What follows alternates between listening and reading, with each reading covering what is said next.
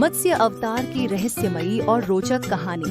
बहुत बहुत पहले की बात है, जब धरती पर सब कुछ शांत था और लोग अपने अपने कामों में व्यस्त थे। पर जैसे जैसे समय बीतता गया, धरती पर पाप बढ़ने लगा। अधर्म, लालच और अन्याय की बाढ़ सी आ गई थी। लोग धर्म से भटकने लगे थे और सच्चाई का नाम लेने वाला कोई नहीं बचा था। तब ब्रह्मांड में एक नई समस्या ने सिर उठाया। एक भयानक जल प्रलय आने वाला था, जो सबको कुछ पीबी का सीना का भा ले जाएगा। ये कोई साधारण प्रलय नहीं थी। ये पूरी धरती से खाती थी। इंसानों, जानवरों, पेड़ पौधों, यहाँ तक कि ज्ञान की पोथियों तक को नष्ट कर सकती थी। तभी भगवान विष्णु ने यह सब देखा और सोचा, मैं इस सृष्टि को ऐसे खत्म नहीं होने दे सकता। उन्हें याद आया, पृथ्वी पर एक ऋषि रहते हैं, बहुत ही ज्ञानी और धर्मात्मा।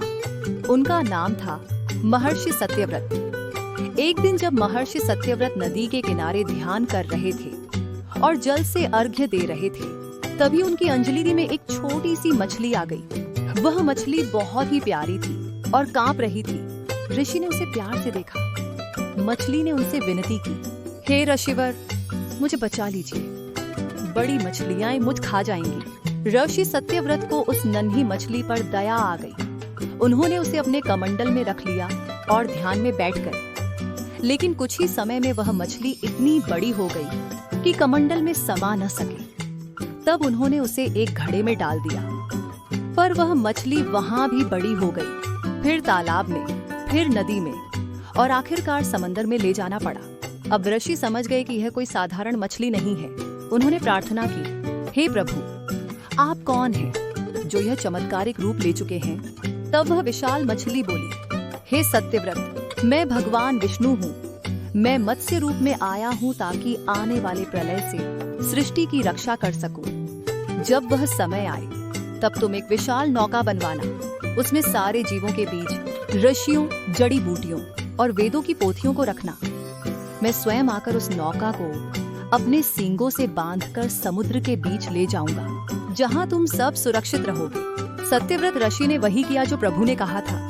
कुछ समय बाद जब प्रलय शुरू हुआ, चारों ओर पानी ही पानी फैल गया। पर्वत डूब गए, पेड़ बह गए और कोई आश्रय नहीं बचा।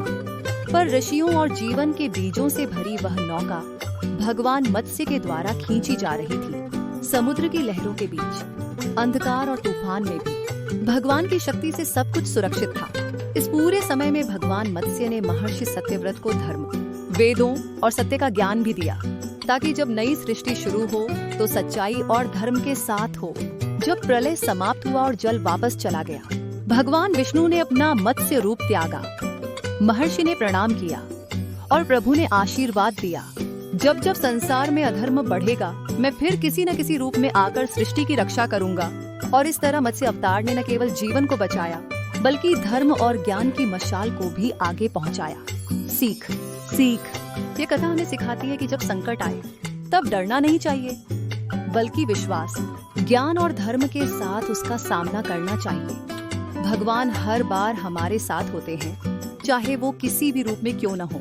साथ ही ये कहानी ये भी सिखाती है कि सच्चाई, संयम और करुणा से ही जीवन का कल्याण होता है।